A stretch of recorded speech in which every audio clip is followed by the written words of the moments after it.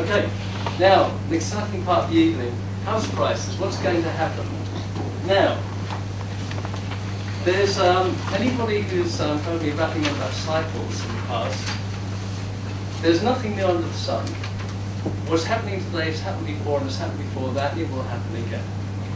I got this initially from a book, it's now long out of print, called The Wall Street Waltz. It was published in 1987.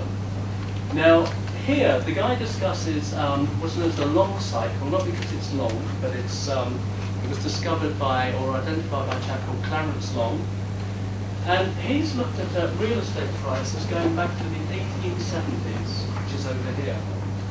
And he's identified an 18.33 year real estate cycle, which has been pretty much unbroken since that time.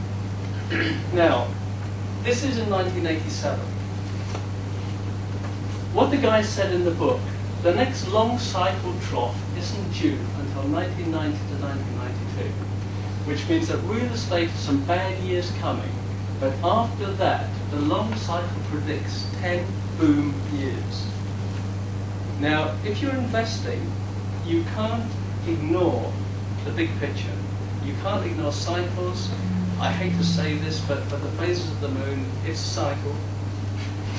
This guy says, so buy later, not now, and hold on to the golden 1990s. Now, since then, we've had one more complete cycle. UK real estate cycles. I'm sure none of you are old enough to remember the 1974 low.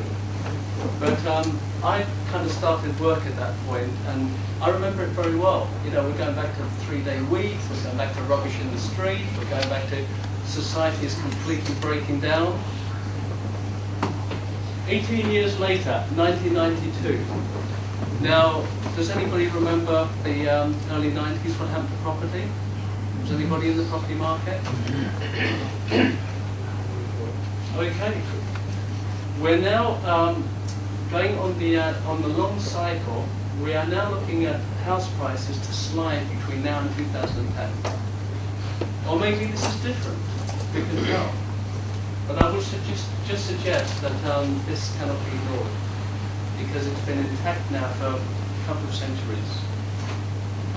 When to buy a house? I'll tell you when. 2011. Not before. Now, how far have prices got to fall? The measure really is the relationship between average earnings and the average house price, which is indicated here by this green line here. Now, you will see that during property booms, this peaks here, and back in the late 80s, we had a situation where the average house cost almost 6 times the average salary. Now, this comes down to more or less where it should be, around about 3.5 times. And this happens to coincide really with the last property UK housing loan. Now, where are we now? We're up here at 7 times.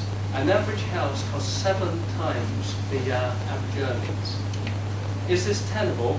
No, it's not. Therefore, how far have prices got to fall? Well, do your own sums.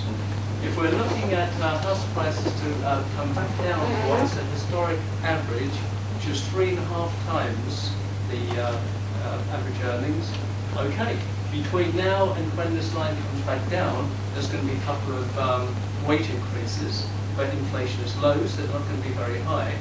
So I would suggest to you that if you subscribe to psychoanalysis, we're looking at by 2011, housing stock will be worth half what it is today. Now, you're all welcome to come back here in 3 years' time, and we can discuss it again. But it's not my opinion, it's just what the cycles tell me, and this here is probably the one bit of fundamental data you'll see here tonight, but you just can't ignore that. Because somebody's got to be able to afford to buy these places, and credit's no longer there. It has to come back down. And 3.5 is the mean level going back many, many years.